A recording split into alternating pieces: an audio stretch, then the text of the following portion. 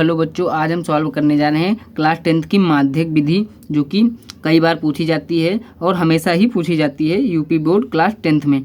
तो माध्यक विधि कैसे सॉल्व करेंगे, हमने यहाँ पे क्वेश्चन लिख लिया है। तो देखो, बिल्कुल आसानी से बताने वाले हैं, आप ज़िंदगी भर में कभी भी इस विधि को भूलेंगे नहीं। तो इसको हमने यहाँ पे क्वेश्चन लिख लिया है। अब इसमें हमको करना क्या होता है, इसी में हमने एक लाइन छोड़ दी है। यहाँ पे हम तो इतना ही क्वेश्चन लिखे हैं। अब आपको पेपर में इसी तरह से बनाना है, क्वेश्चन जैसा भी आए आपको इसी तरह से सारणी को बना लेना है। तो अब इसमें हम क्या करेंगे, देखो इसमें हमको अब ये जो लाइन होती है इसको हमको पूरा जोड़ना होता है। जैसे 4 है तो यहाँ पे ये 4 हो जाएगा।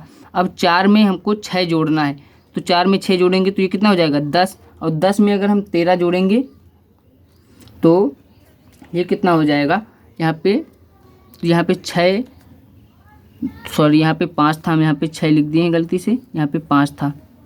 ठीक, तो यहाँ पे ये कितना हो जाएगा, ये 9 हो जाएगा। ठीक, तो उसके बाद 9 में हम 13 जोड़ेंगे तो कितना हो जाएगा 22, और 22 में हम 20 जोड़ेंगे तो हो जाएगा ये 42, और 42 में हम 14 जोड़ेंगे अगर तो ये कितना हो जाएगा 56, और 56 में 8 जोड़ेंगे तो 64, और 64 में 4 जोड़ेंगे तो ये 68। ये हमको इतना कर लेना है। इतना करने के बाद मैं आपको फॉर्मूला बता दूं कि इसका फॉर्मूला क्या होता है, तो उसी बेस पे हमको ये बताना है। तो यहाँ पे देखो फॉर्मूला में मैं लिख देता हूँ कि x बराबर फॉर्मूला होता है L plus bracket n/2 minus CF बटे F और गुणे में हाइट यानी कि h। ये होता है फॉर्मूला। इसी फॉर्मूले पे हमको सारा क्वेश्चन सॉल्व करना होता है। तो देखो, अब हम यहाँ पे हमको लंबाई चाहिए और n, यहाँ पे n क्या होता है तो ये जान लो कि n क्या होता है। यहाँ पे ये जो पूरी लाइन है यहाँ पे जोड़ के कितना आया है 68। इसको अगर हम पूरा जोड़ेंगे तो यहाँ पे ये 68 आएगा। तो ये होता है हमारा n बराबर कितना आया है हमारे पास 68। ठीक, ये हमारे पास 68 आया है। अब देखो, अब हमको चाहिए क्या, CF, F और हाइट और लंबाई, हमको इतना चाहिए।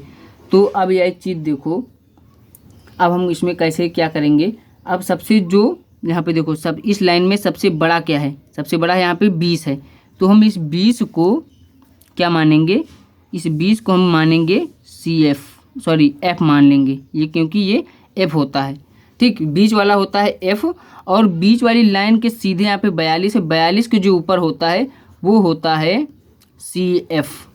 और यहाँ पे इस साइड में 20 की इस लाइन में देखो, यहाँ पे जो होता है वो होती है लंबाई, और इसके बीच का जो गैप होता है यहाँ पे 25 और में कितना गैप है 20 का गैप है। तो हमारी हाइट जो आएगी वो क्या आएगी, वो हमारी हाइट आएगी 20, यानी कि h बराबर हमको दिया जाएगा 20, हमारा h होगा। तो देखो, अब इसको हम कैसे सॉल्व करेंगे, फॉर्मूला तो मैंने लिख दिया था। तो अब इस सारा को यहाँ पे सारी चीज़ों को लिखेंगे। तो देखो, x बराबर हमारे पास क्या है, सबसे पहले लंबाई हमको कितना दिया गया है, लंबाई हमारे पास थी 125, यहाँ पे आप देख सकते हैं 125 लंबाई थी।